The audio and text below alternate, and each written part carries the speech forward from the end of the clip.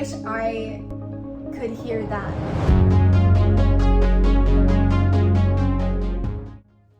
Hi everyone, welcome back to my channel. I'm Janine, a London-based software engineer, and today I have a very special guest with me, Nadia. And we're going to be filming a video together talking about our career transition into the tech industry and also answering some frequently asked questions. So the reason why we decided to film a video together is because I go and take dance classes at Your Beat, which is where I met Nadia, and we coincidentally found out that we're both working in tech. And we also both love dancing. So through getting to know one another and chatting more, we realized that we both had similarities in our journeys into tech, in that we came into it as a second career option, and we both weren't sure if we could transition into tech successfully because of when and how we were coming into the industry.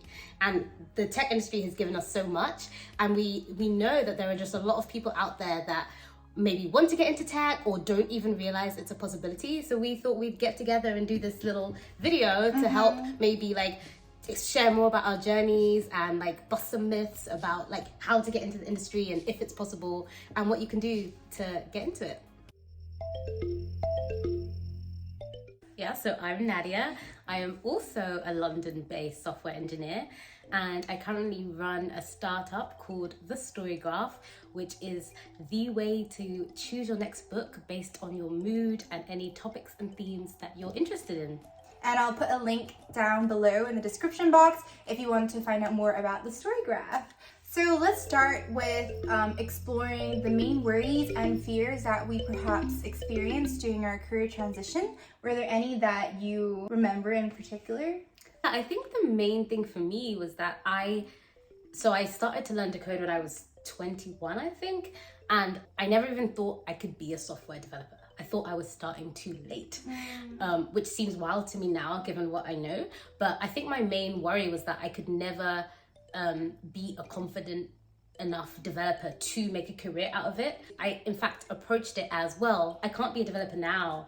And I also had misconceptions about what the job was like as well. So I was like, I don't think it's really for me, and I can't be an excellent software developer now. So I'm just gonna do this like boot camp so that I can at least learn how to better talk to developers whenever I do my entrepreneurship idea. So I think that was my main fear. It was like, can I ever even be good enough to be self-employed and like consult and to actually like support myself with this new skill? 100%. What about you? I think my main fear, coming from a place where growing up, my parents always wanted me to have a good career, be financially stable, all that kind of stuff. My main fear was, after having invested so much money into this coding bootcamp course, was I gonna be able to find a job that really justified me investing so much money into the course? And also, of course, the fear of not passing the course in itself. Like, it's super stressful. It's like a full-time more than 9 to 5. It was like 24/7 just coding nonstop. That was definitely a main fear of mine. But to be honest, towards the graduation, I think I felt a lot more reassured, because just looking at the statistics and also having people along the way who helped me with looking for a job and also preparing me for like interviews and stuff like that, it really, really helped kind of put that fear aside and helped me to focus on like what was the goal that I wanted to achieve. I think that's the thing. Like, if you do go down the bootcamp route, the success of a bootcamp is measured by how many of their grads get into jobs and manage to change their lives, because that's how they sell more. So it actually, they invest in their career teams, and there is a lot of support to helping you like get through the door, do interviews. So I think when you remember that, you realize, oh, okay, like there are people out there that really want to support me, and it's in their interests that I get a job. Yeah, exactly. And actually, I know that now there's so many bootcamp organizations and companies like that who are sponsored by tech companies in order to provide education to people who are hoping to make that change. So you're definitely getting a lot of support, not just, you know, from the bootcamp itself or the course itself, but also from people who are looking to hire more individuals in tech roles. So Yeah, I think there's always been a kind of pipeline issue Mm-hmm. with the tech industry, 100%. and you are seeing more companies sponsoring, because I think even in the past when I did a boot camp, there was a worry that, oh, are the junior developers like good enough? And we would, you know, the companies weren't actually set up to support junior developers well, whether it was through like onboarding or like the kind of work that was available. But I think rather than that meaning that junior devs didn't get jobs, I think it's meant that companies have learned to change their processes. They are investing in boot camps because they're like, well, we need to get developers from somewhere. So it's just set up in your favor to like enter the industry, really. Yeah. So what are some challenges and plus points of working in the tech industry? So I think that the main pros for me is a really great work-life balance. For example, at my company, we have unlimited pay time off, which is amazing because I no longer have to go through my vacation and count how many days off I've left. And I also think compared to when I was working in marketing, working in tech really gives me a lot more financial stability. And in terms of challenges, I would say one main thing, which is talked about a lot, actually is the amount of diversity, equity, and inclusion in the tech industry. I think this is something that still needs a lot of work, although there are a lot of initiatives and a lot of individuals who are trying to make a positive change. So I'm very hopeful about that, but it's definitely something that has made me feel isolated at times or made me feel worried about my career progression, but these are definitely things that are going to improve.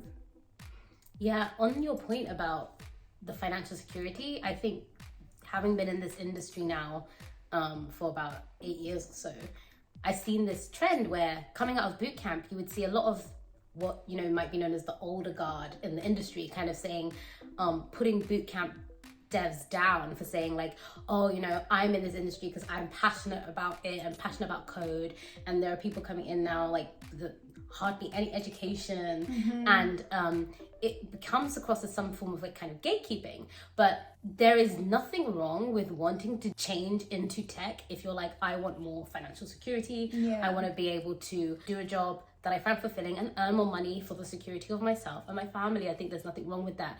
And I'm definitely seeing more of a trend of more people being open about that being one of the reasons that they transitioned. So that's great. I mean, it wasn't originally mine because I was heading down the banking route, and then I did this boot camp. Well, I won a competition to do a boot camp. So at the time I was doing it, I didn't see coding as something for financial security, even though that is something that I definitely was seeking in general, coming from a poor background. One of the biggest pros for me was the fact that the flexibility. So I've always been entrepreneurial, which is one of the reasons why the banking job that I have didn't feel right for me. It felt very limiting. And so when I learned about this thing that I could learn how to code and become technical, this was like so liberating for me, because I was like, wow, if I have ideas, I can like prototype them on my own code, like if on my own time rather. Like if I just have an internet connection and a computer, like I can create something. And so I think that's one of the big pluses. Like we can work on side projects, or if we, you know, we both dance, like we might have an app, a little app idea or a little thing that we want to do, and we can just like code that up for ourselves. Maybe that should be a thing. Maybe we should collaborate and do it. I mean, you're pretty busy though, so. Well, I'm here.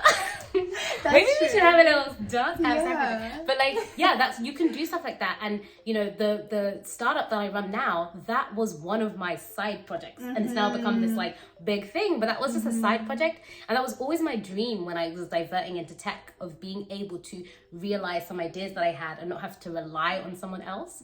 So for me, that's like the biggest pro. Talking about being particularly a woman in the space, and being a woman just in society, it just gives you a lot more control and flexibility than you might otherwise have. So I remember taking a meeting with this woman some years ago. She was a VP at a bank, and she'd always had a lot of entrepreneurial ideas, and she was about to go on maternity leave, and she was talking about how, you know, I feel like this is a good time for me to learn how to code. But she had mentioned just before that she was worried about like, oh, her clients, like if she's away from them for so long.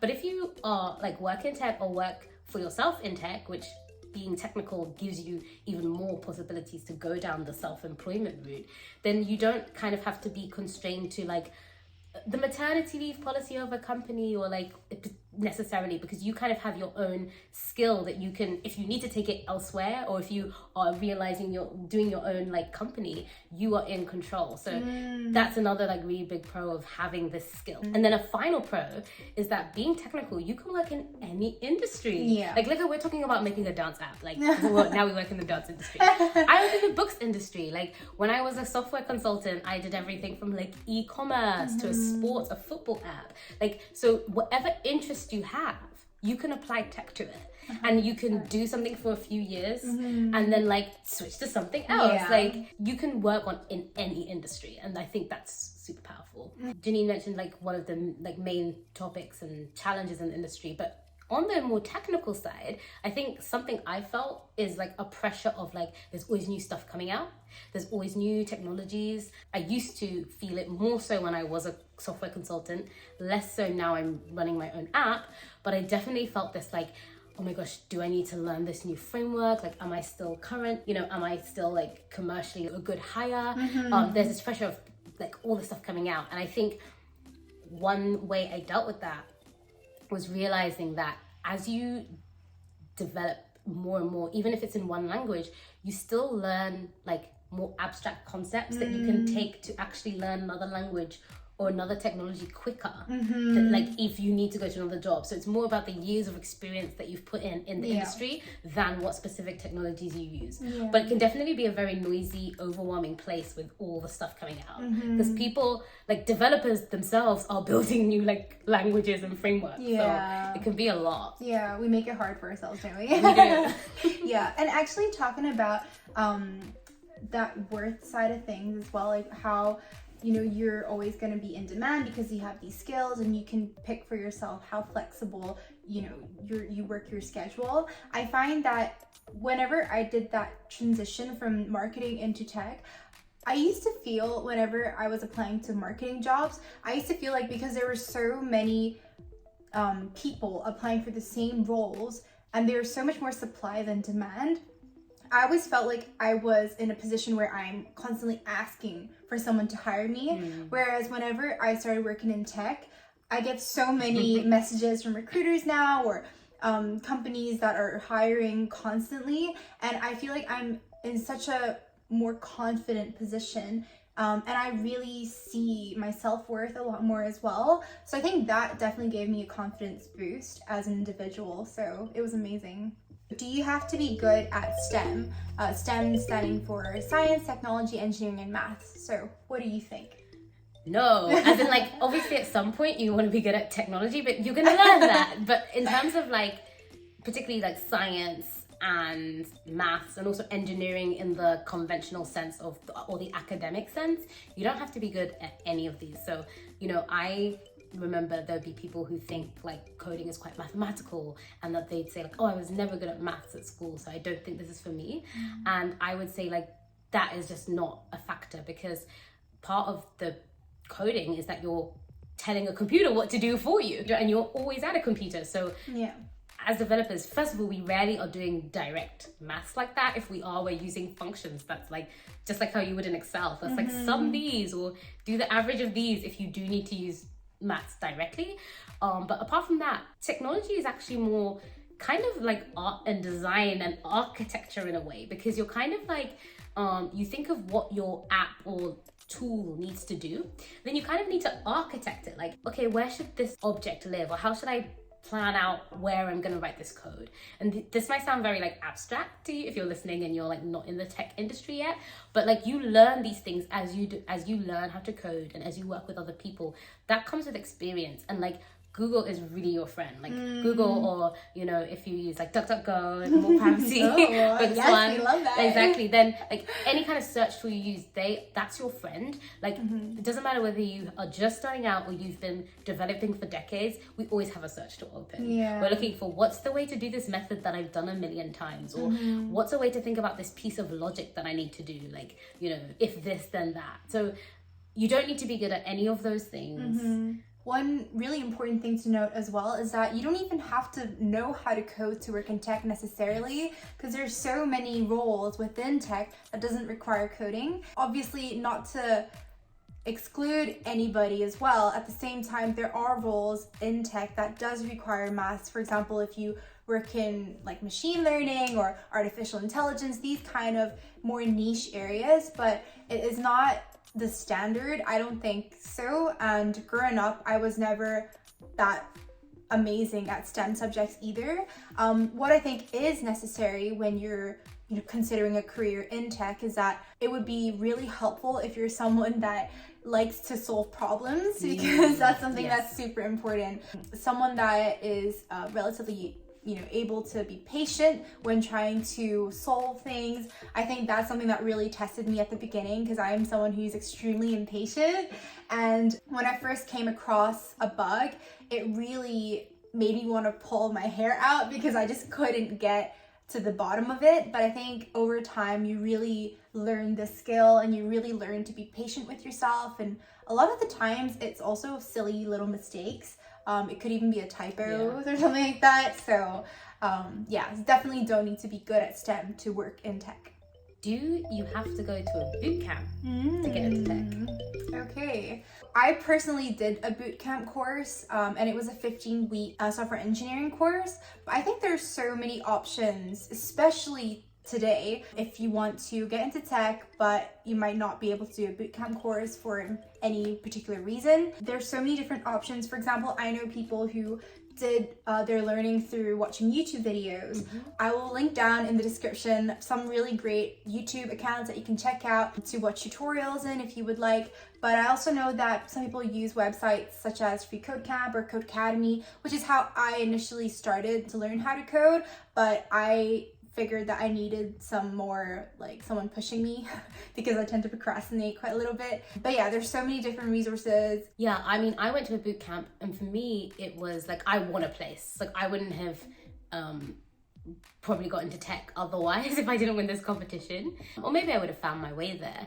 But I have met so many people who've got into tech, and particularly software engineering, in such a wide range of ways, from taking years from doing like self-study every night after work to paying for a boot camp.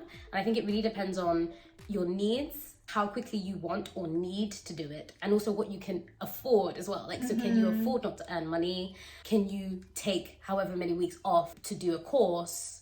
So that it depends on a range of things. But if you, for whatever reason, are like, I can't afford to go to a boot camp, or I don't want to go to a boot camp, or that doesn't fit my lifestyle, back when I learned to code, there were people, and that was like 8 years ago, there were already people doing the self-taught way, and now there are so many more resources out there, everything from free to paid resources. So there's a whole range. So you can find something that fits your needs.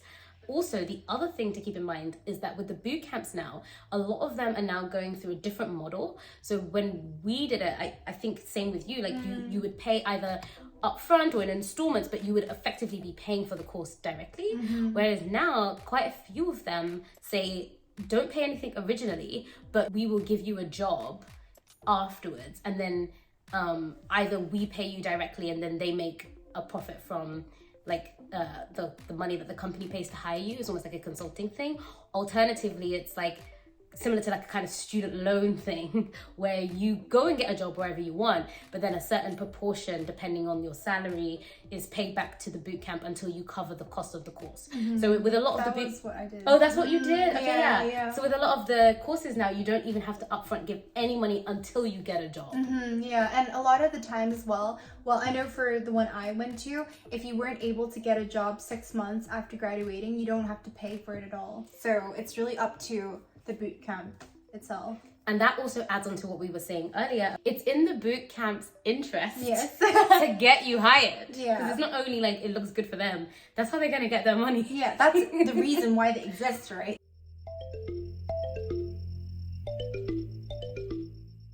I mean, even within coding, you've got like kind of 3 typical flavors. You've got front end, back end, and full stack. And front end are engineers who mainly focus on like the user interface, the design, so how things look, making things look nice. And that's typically HTML, CSS, JavaScript, those kind of languages.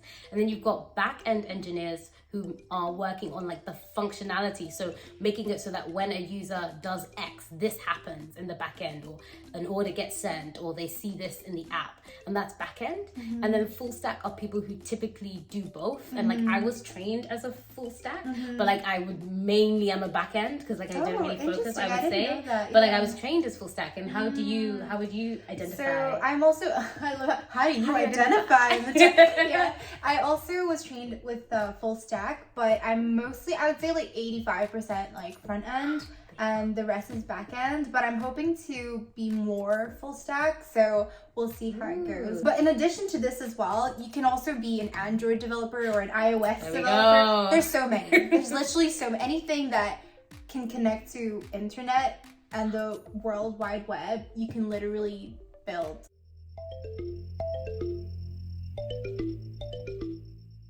As Janine said, like you don't have to even do coding. We're just focusing on coding because we're both like we're both coders. And also I feel like, especially with coding, it's the one that might feel more like, oh, I haven't done this ever in my life, is it too late?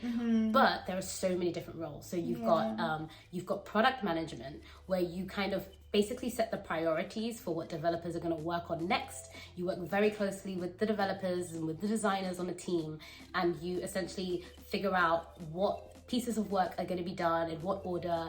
You help liaise with, like, either you do your own customer research or you liaise with customer researchers or UX researchers to figure out what the customer pain points are, and you kind of organize a backlog. So there's product management, and even through that I mentioned two other roles. There's design, so you can get into product design, and this is like, and there's UX and UI design. So there's user interface, which is probably what more people are familiar with, which is all around how the product looks. But there's also user experience, which is like the flows through an app. Like what did, like someone signs in, like what do they see, and then where do they go, and what are the user flows to do different actions, and making that easy and like smooth for a customer.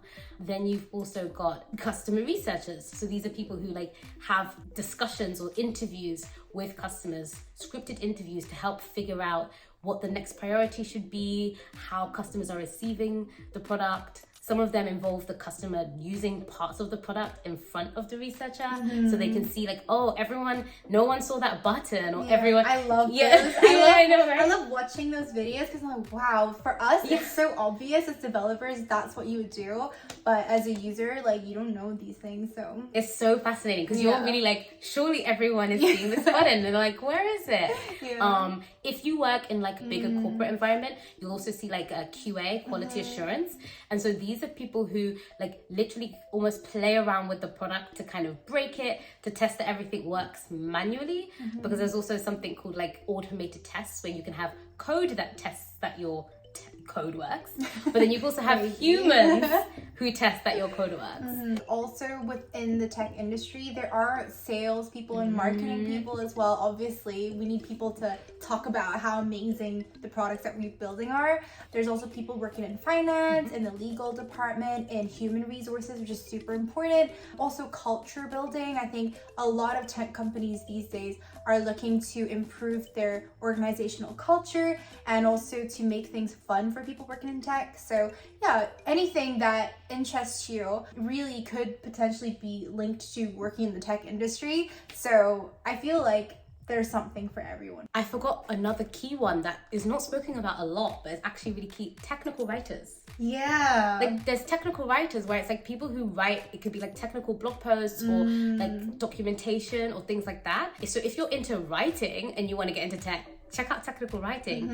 And there's also developer evangelism. Yes. How did we both not think about this? We're both speakers. A lot of my friends who used to work as developers are now more into DevRel. So it's amazing. I mean, you know, there's a whole big like tech conference circuit. Obviously with like the pandemic and things like that, things were shut down, but they're or went online, but things are starting to open up now. And like I did conference speaking a lot and I loved it. But there's also I just went as like just to talk as a engineer to fellow engineers, but there are people who are paid to like evangelize their company's product and to like actually go and spread the word and like show like tools and run fun schemes and programs all around the world. So DevRel, developer relations, developer evangelism. If you like talking with people, going to events, then that's the one for you. Yeah, 100%. I think as well, I really enjoyed that because it combines the human side of things and communication side of things with the more like coding side of things. So for me, it's kind of like the best of both worlds. But maybe DevRel is like something in the future to consider. We'll see. Yeah, some people evolve from like doing tech to transitioning to being fully a DevRel, because like it's almost like I've done the coding and now I want to get out and like talk more. And finally, something we shouldn't forget is customer support. Oh my god, like, there's so many roles. It's like endless. It's endless. We could go forever, so maybe like we'll stop now. But customer support. So maybe you want to get, and the thing like you mentioned, conventional roles like finance, marketing, sales, customer support. The cool thing about why people might want to transition into tech but still do those roles is that you get excited by the product that you're working in, and like you see it changing and it's fast paced and like you feel part of something, and that's one of the advantages of doing a more traditional role but in a tech company. Yeah, I also feel like tech companies have more perks. For example, some offices are dog friendly, some offices have like different gaming consoles if you're into gaming, or some sort of gym, music room, like free canteens and stuff like that. If you're someone that really cares about these sort of perks, then it could be a cool option for you. Yeah, I definitely feel like even some offices, I don't know if this is more in the States, but some of them have good kind of even like either like childcare or like certain services on campus. Our where it's company like, has okay, that, there you go. Like, so there's a lot of, they're trying to, because also it's very competitive, all these tech startups, and they want to get the best talent. So they're always trying to like make it attractive for you to work there on top of the make you want to be there 100%.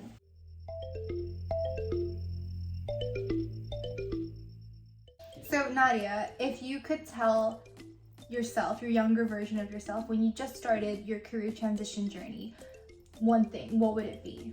I think I would have told myself it's not too late, you can still be a rock star developer. So like go all in, focus hard, because when I started what was to be my career transition, I didn't ever really think that I was gonna be a software developer and that I would have this skill that could change my life. I thought it was too late, and that it would just be a nice little side skill or something that I would be like conversant in, able to kind of talk about. And I took the course seriously, but I feel like I could have really been a bit more intense and a bit more focused to really just soak up all the knowledge that I could while I was there. So yeah, I would just tell myself like, hey, it's not too late, this could really be your thing. Yeah, because I was never that academic, I never really had that confidence that I would do well in the coding bootcamp. So I tried my best, but I never really had that moment where I believed that I could pass all my exams, I could work to get a job in tech. I really lacked that confidence, and I wish that I knew back then these are all just things in my head that I'm telling myself, and it's not the truth, because obviously I did land a job eventually. So I think it's definitely that boost of confidence that I needed back then.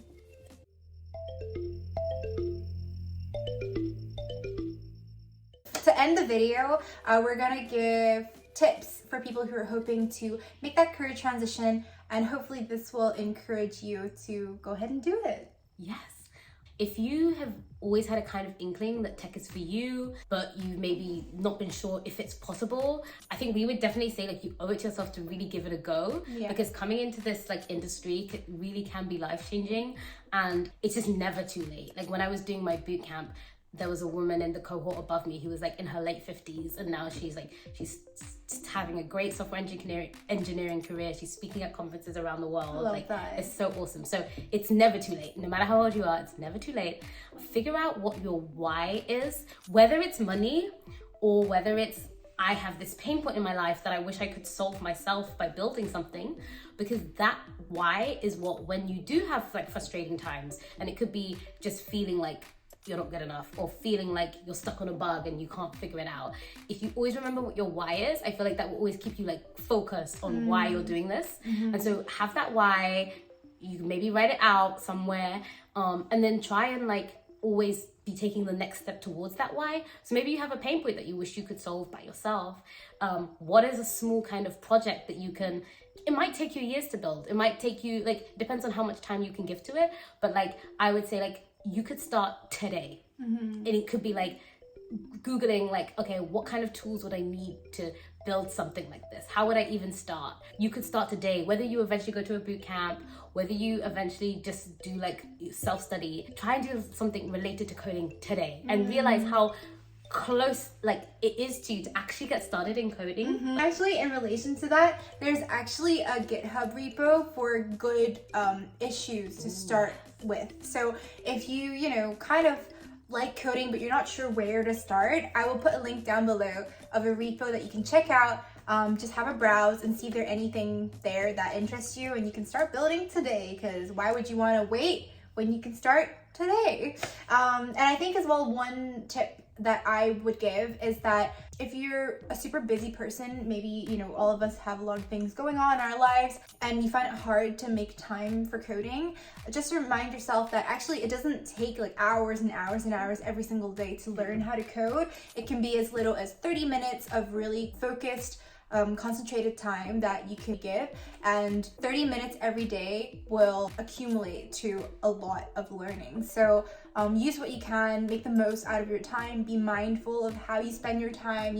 30 minutes in social media goes past so quickly. You can be scrolling on Instagram, but instead of scrolling on Instagram or Twitter, no hate to Instagram and Twitter, but you could have been coding. And this applies to anything, like maybe it's like design you want to do or something else. You can spend that 30 minutes researching. There's courses for all of these things as well.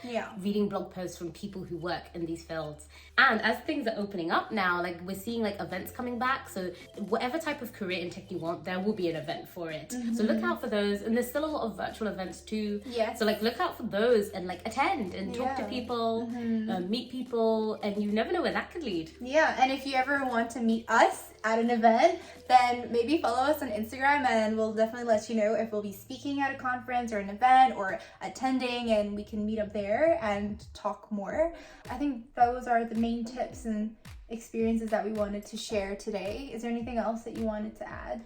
Yeah, just to say that I think I'm speaking for Janine here, but our DMs are open. So like I'm always like, I know my DMs, but our DMs are open. So if you have a question, like I always like, it's a way, we're both very busy in our work and in our life, but we believe in like helping other people make this change that we have done, because it's been so life-changing for us. So many more people can come in here into this space. And so like for me, if I can just help one person with like spending some minutes like writing a response to something that might give them an idea for the next step that they can take, then like I'm so happy to do that. So yeah, our DMs are open. 100%. And also don't ever feel like you're alone. I know sometimes the journey of career transition can feel very isolating and lonely. If you feel like discouraged, or if you feel tired or exhausted, be sure to try and reach out to other people within the tech community. There are loads of amazing groups that you can join. I'll put some that I really love in the description box down below as well, so that you can also talk to other people who are going through the same thing or similar things.